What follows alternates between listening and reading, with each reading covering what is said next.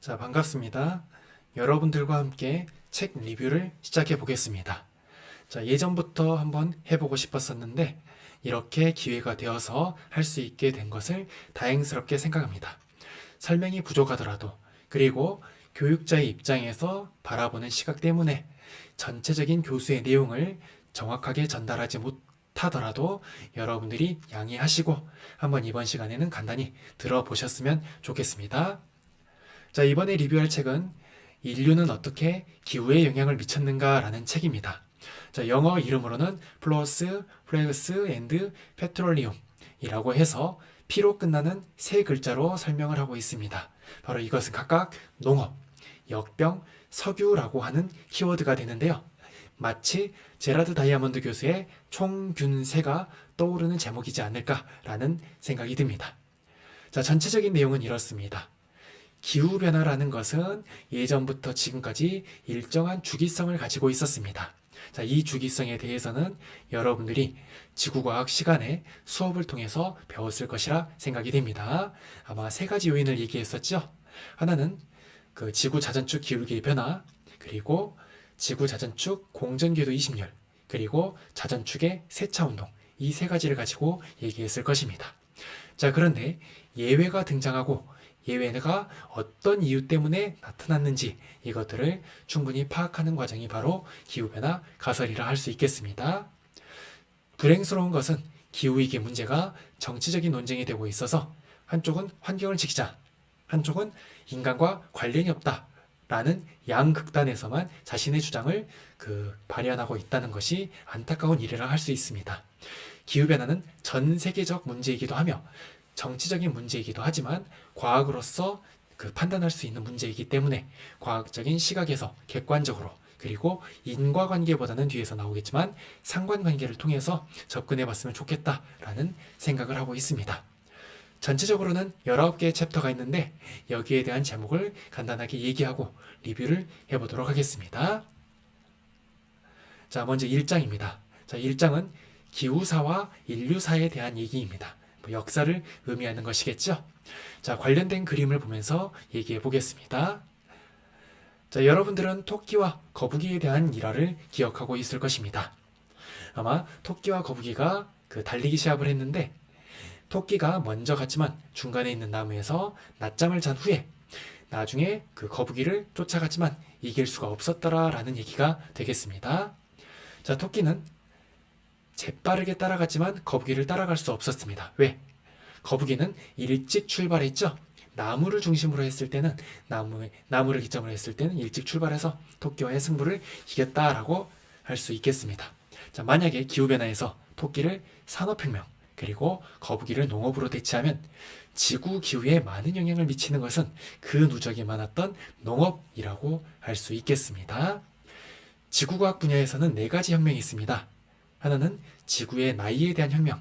아마 예전에는 어셔 주교를 통해서 지금으로부터 6,000년 전에 지구가 만들어졌다라는 얘기에서부터 현재는 46억 년의 나이가 있겠죠. 그리고 화석을 바탕으로 한 지사학에 대한 혁명. 그리고 여러분들이 지구과학 맨 처음에 배웠던 대륙이동에 대한 혁명이 있었습니다. 그리고 4번째로는 기후사 연구를 통한 기후과학의 혁명이 있었습니다. 아마 이 내용도 여러분들이 충분히 배웠으리라 생각이 됩니다. 지구과학이라는 학문은 티끌만한 사실을 바탕으로 하고 있는 특성이 있습니다. 그래서 이 사실을 바탕으로 해서 과거와 현재를 정합적으로 연결짓습니다. 그리고 현재와 미래를 과학적으로 풀어나가야 됩니다. 그렇기 때문에 지구과학을 하는 사람들은 풍부한 상상력이 필요하지요. 그리고 이 상상력을 과학적인 언어로 드러내는 것을 가설이라고 합니다. 자, 문제는 이 가설이 틀어지게 되면, 그리고 가설로부터 주장했던 사실들이 달라지게 되면 이론 자체가 박살이 납니다. 그러니까 처음부터 다시 시작해야 된다라는 문제점이 있습니다. 그렇기 때문에 지구과학을 공부하는 학생, 그리고 앞으로 공부할 학생들은 모두 겸손해야 됩니다. 지금 내가 알고 있던 사실들이 사실이 아닐 수도 있다라는 것을 마음속에 염두에 두면서 새로운 이론이 발견되었을 때 이를 개방적으로 받아들일 수 있는 자세, 이런 것들이 굉장히 필요한 것이 아닐까라는 생각이 듭니다. 자, 아무튼 이렇게 전체적으로는 농업에 의한 영향력이 컸다라는 것이 저자의 첫 번째 주장이라 할 수 있습니다. 자, 두 번째입니다. 자, 기후변화는 수백만 년에 걸친 더딘 진행이 있습니다. 자, 전체적으로 지구는 서서히 차가워지고 있었죠. 그런데 이것은 화산을 형성하는 여러 가지 종류의 판구조 활동이 느려지는 것을 보고 알 수 있습니다. 판구조 활동이 느려졌다, 화산 활동이 줄어들었다. 이는 대기로 유입되는 이산화탄소의 양을 감소시킵니다. 그래서 500만 년 동안의 지구의 기온은 서서히 차가워지고 있었다라는 것이 자연적 요인에 의한 기후변화의 결론이라 할 수 있겠습니다. 지구궤도와 기후의 연관성입니다. 자, 이것은 여러분들이 알고 있는 지식과 바탕이 연관이 있습니다. 1840년대 프랑스 천문학자 위르뱅 르베리라고 하는 사람들이 있었습니다. 이 양반은 거대 행성들의 중력에 의한 끌어당김에 의해 자전축의 기울기가 22.5도에서 24.5도 사이를 왔다 갔다 한다라고 밝혀냈습니다. 4만 1000년 주기를 해서 말이지요. 아마 여러분들에게 충분히 수업으로 알려드렸을 것입니다. 자, 그런데 이 변화는 45도 이상 되는 고위도 지역의 태양 복사 에너지 양에 유의미한 차이를 낳습니다. 자, 그리고 이 사람은 공전궤도 이식률의 변화도 밝혀내었습니다. 그래서 10만 년 주기로 서서히 변화하는 이식률로 인해 지구와 태양의 거리가 달라지고 있다라고 설명을 하지요.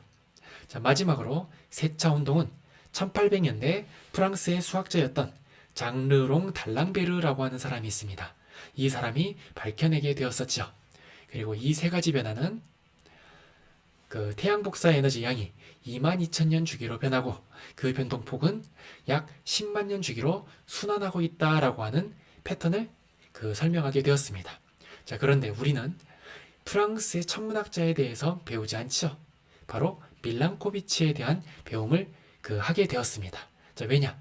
자, 밀란코비치라고 하는 사람은 이러한 패턴을 손 계산을 통해서 수십만 년에 걸친 태양 복사 에너지량을 계산을 통해서 밝혀내게 되었습니다.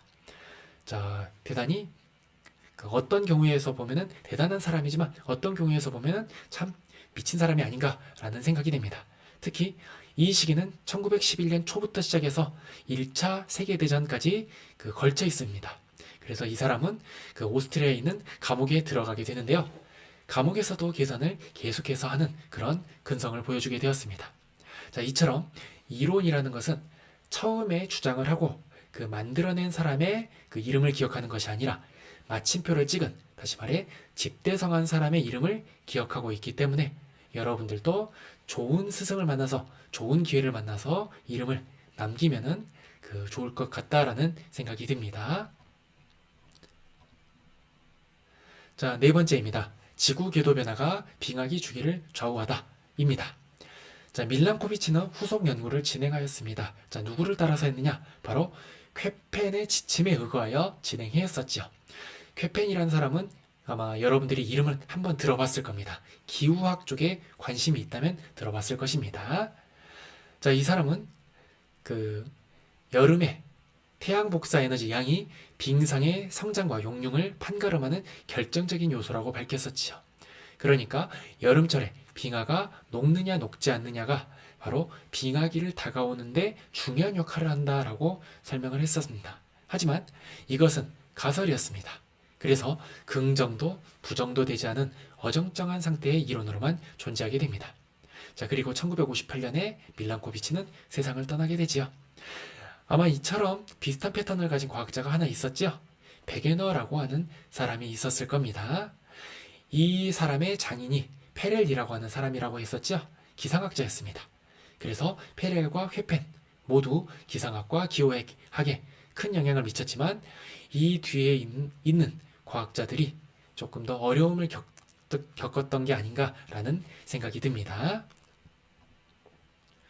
자, 이후에 방사성 연대 측정이나 해양 퇴적물 그리고 산호 등을 통해서 기후 연구가 지속되고 있었습니다. 자, 그랬더니 퇴적 세 가지 주기 10만 년, 4만 1000년, 2만 2000년의 주기가 딱딱딱 맞아 떨어지는 것을 볼 수 있었습니다. 자, 이때까지만 해도 인류는 기후에 영향을 미치지 않았습니다. 서서히 진화하고 있었죠. 지구 궤도 변화는 몬순 주기까지 좌우하게 됩니다. 자, 몬순이라는 것은 계절풍입니다. 그래서 지표와 해양의 비열 차이에 의해서 부는 바람입니다. 여름에는 지표가 가열되기 때문에 해양에서 바람이 붑니다. 그런데 태양 복사가 강하게 되면 이 바람이 강해집니다. 그러면 지표에서의 상승 기류도 강하고 여기에서 만들어지는 정란운도 크고 비도 많이 내립니다. 자, 그러면 식물도 많이 자라겠죠? 자, 그런데 이 식물이 죽게 되면 썩으면서 메탄이 방출이 됩니다. 자, 그래서 몬순이 세지게 되었다라는 것은 메탄 방출량도 많아진다라고 할 수 있겠습니다. 자, 이처럼 여러 자료들을 통해서 지구의 기후는 수만 년의 주기를 가지고 변하고 있다라고 할 수 있겠습니다. 특히 이 그림에서 보면 태양 복사 에너지의 세고 여림의 패턴과 메탄의 늘어나고 줄어듦의 패턴이 비슷한 경향성을 띠고 있다는 것을 알 수 있게 되었습니다. 자, 6장 변화의 시작입니다. 자, 여기에서부터 서서히 인간이 기후에 영향을 미치게 됩니다. 자, 6장은 인류가 진화해 오면서 수렵 및 약탈로 주변의 포유류들의 여러 멸종이 있었다라는 이야기를 하고 있습니다. 7장입니다. 자, 이제 농업이 나옵니다. 자, 농업이라는 것은 12,000년 전부터 몇몇 지역에서 독자적으로 발달하게 됩니다. 자, 가장 유명한 지역이 티그리스 강과 유프라데스 강 사이에 있는 비옥한 초승달 지대가 되죠. 자, 여기에서 식물의 재배를 통해서 인류는 탄수화물과 단백질을 얻어낼 수 있게 되었습니다. 그리고 이 지역의 기후가 건조했기 때문에 식물들 또한 진화를 했었겠죠. 그래서 씨앗 자체가 압축된 에너지원으로 사용될 수 있었습니다. 예를 들어 밀이나 보리 같은 것들이 있었겠죠. 자, 9,500년 전에는 사람들이 염소, 양, 돼지, 소를 사육하고 개를 키웠습니다. 그러면서 부족한 단백질에 대한 보충도 할 수 있게 되었었지요. 자, 그러면서 점점 농경이 확대되고 축산업도 발달하게 됩니다. 그리고 이것의 흐름은 서쪽으로 유럽으로 발달하게 되지요. 특히 6,000년 전에는 소와 말을 사육하게 되었었는데 이러한 동물들은 인간보다 힘이 더 셉니다. 그래서 넓은 지역을 쟁기로 일구고 경작할 수 있게 되었습니다. 더군다나 이 시기에 바퀴가 발달되고 바퀴가 발달되면서 문명까지 발생하게 됩니다. 농경이 발달했다라는 것은 비축할 수 있는 농작물이 생겼다라는 것을 의미합니다. 그리고 여기에 비축할 수 있다라는 것은 빈부 차이가 발생하게 되었겠죠. 빈부 차이가 발생한다라는 것은 사회가 만들어졌다라는 얘기가 됩니다. 다시 말해서 부자와 빈자가 생기고 이들을 전체 아우르는 커뮤니티가 만들어졌다라고 할 수 있겠습니다. 자, 근데 항상 이 사회는 평등할 수는 없겠죠. 공정할 수도 없습니다. 즉 불평등과 불공정함이 점점 발생하게 되고 심화되게 됩니다. 그래서 어떤 사람들은 사회는 풍요로워지지만 소외된 이들의 처지에 관심을 가지게 됩니다. 바로 이 사람들이 종교라는 것을 만들게 되지요. 그래서 지금으로부터 3200년 전부터 1400년 전까지 대부분의 종교가 만들어지게 됩니다. 자, 인류는 메탄을 장악하게 됩니다. 자, 그림에서 보듯이 태양 복사 에너지의 변화 점점 줄어들고 있습니다. 그리고 이 변화는 8,000년 전까지 해서 줄어드는 패턴을 가지다가 메탄의 양이 5,000년을 기점으로 해서 늘어나는 것을 확인할 수 있습니다. 지금까지 중요하지 않았던 무언가가 메탄을 증가시킨 거지요. 바로 인간입니다. 인간이 숲을 태우고 농사를 지으면서 메탄을 점점점 발생시켰다라고 할 수 있겠습니다. 자, 또 다른 온실기체였던 이산화탄소를 인간이 만들어내고 그 양을 통제하게 됩니다. 자, 자연적 과정에 의해서는 15,000년 전에 이산화탄소 수치가 최고점이었다는 것을 알려줍니다. 자, 그래서 이산화탄소 양이 점점점 줄어들다가 8,000년 전부터는 다시 늘어나게 됩니다. 자, 왜냐? 역시 인간이 그 원인이 되겠죠. 인간은 숲을 농경지로 만들게 됩니다. 자, 그럼 무슨 일이 발생하느냐? 숲에서 광합성이 덜 일어나게 됩니다. 그리고 그 농경지가 만들어지고 토탄의 퇴적물의 연소로 그 인간이 계속해서 살다 보니까 대기 중에 이산화탄소량이 늘어나게 됩니다. 즉, 이러한 그래프의 비정상적인 흐름은 인간의 요인이다라고 설명할 수 있겠습니다. 자, 인간은 빙하작용을 지연시켰을까요? 특히 이산화탄소가 많이 늘어나게 되면 고위도 지역에 훨씬 더 민감하게 반응을 합니다. 왜냐?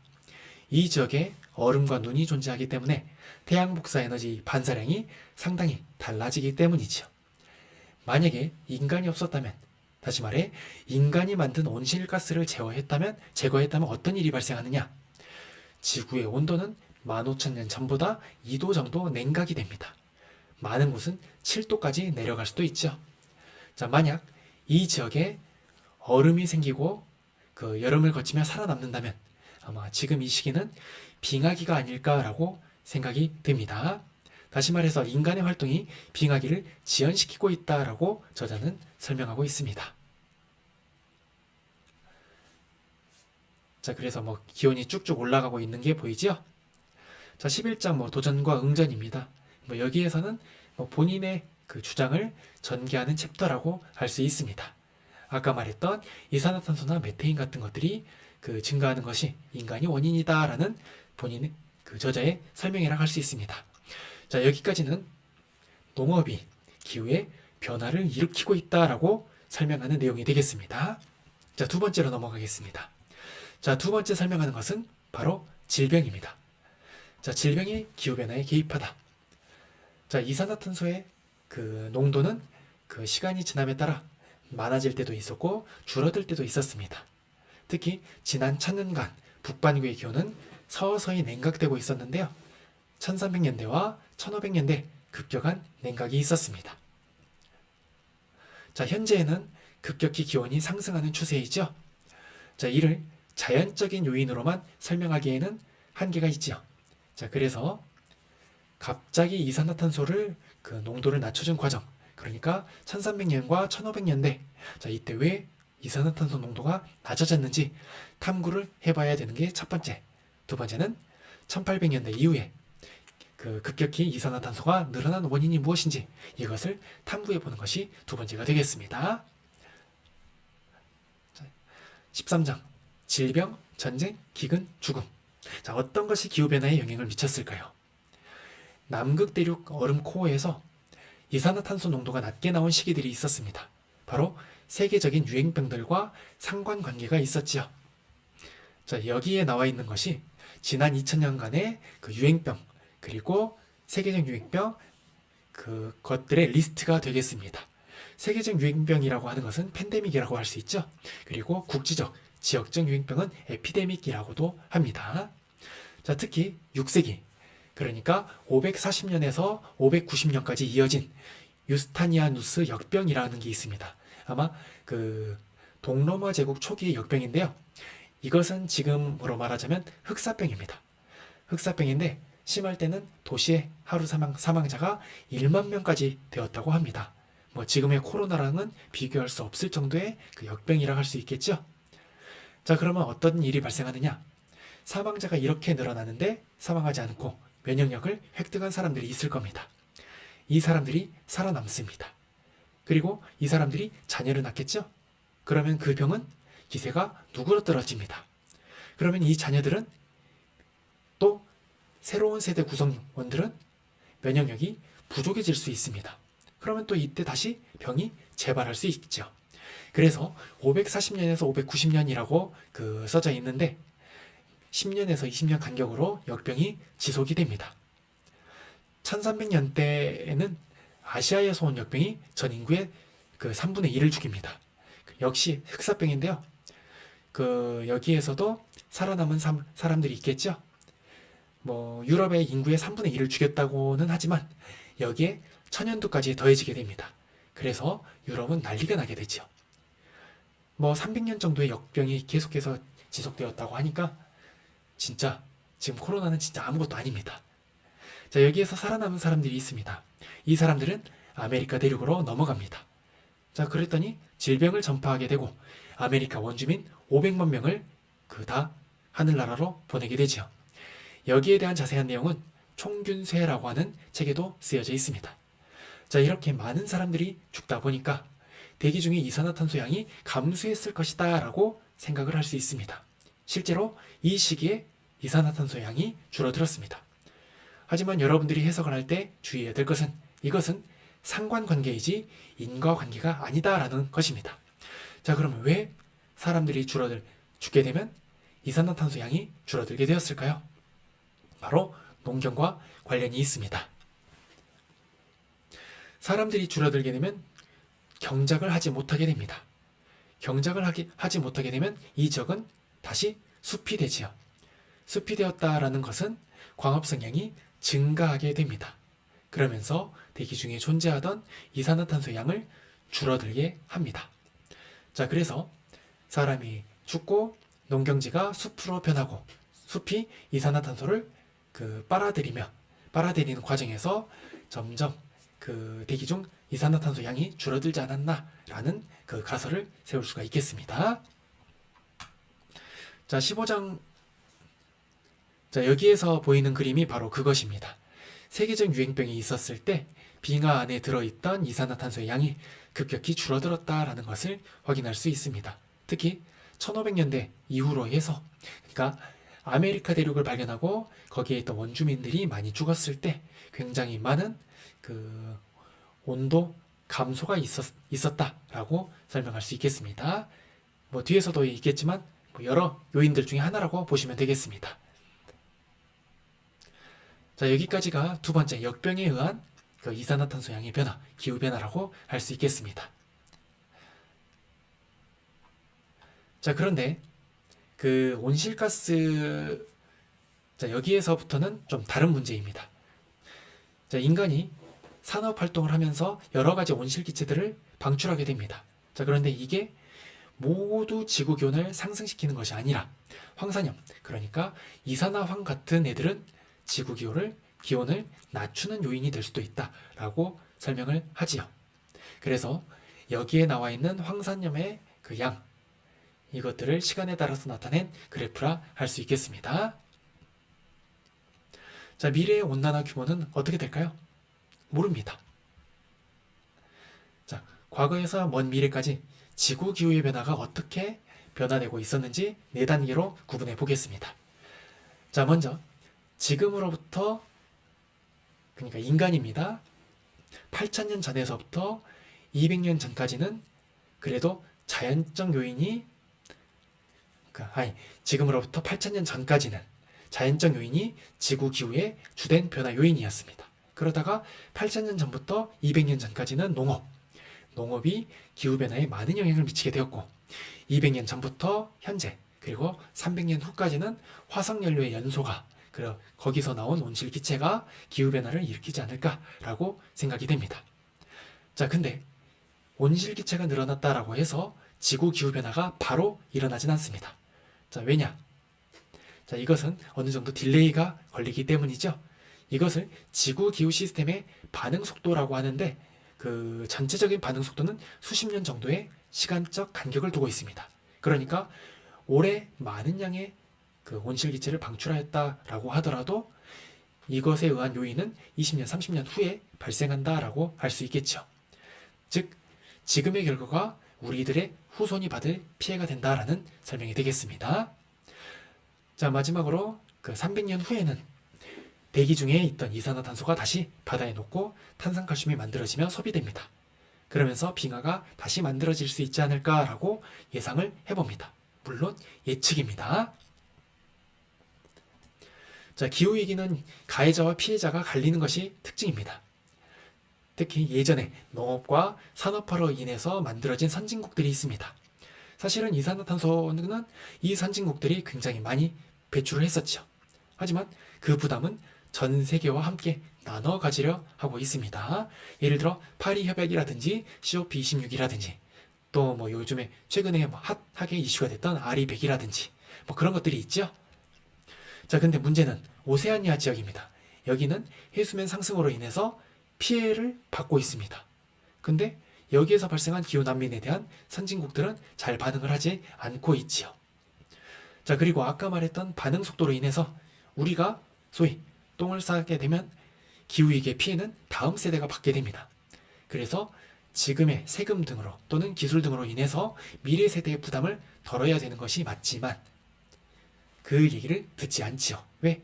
지금 이익이 중요하기 때문입니다. 그래서 가해자와 피해자가 갈리고 있는 것이 기후위기의 특징이라 할 수 있겠습니다. 그래서 정치적으로든 과학적으로든 우리가 일종의 보험을 들어서 미래의 인류에게 어떠한 영향을 미치는 것이 중요한 역할이 아닐까라는 생각이 듭니다. 자, 그래서 지구에 있는 여러 가지 자원들, 선물들을 효과적으로 소비하는 것이 우리가 할 수 있는 최선이 아닐까라는 것이 저자의 주장이라고 생각이 됩니다. 자, 여기까지 해서 조금 원테이크로 갔기 때문에 말이 좀 어눌하거나 다시 가거나 아니면은 편집이 되지 않아서 조금 딜레이가 있거나 하는 부분들이 있을 것 같습니다. 자, 긴 시간 동안 수업 대신에 이 내용을 들어주시느라 대단히 수고 많으셨습니다. 아마 여기에서는 인류가 기후에 영향을 미치게 된 요인 3가지를 기억해 두신다면 아마 이 책에 대해서 면접을 가게 되더라도 충분히 설명할 수 있지 않을까라는 생각이 듭니다. 자, 여기까지 해서 들어주시느라 수고 많으셨습니다. 감사합니다.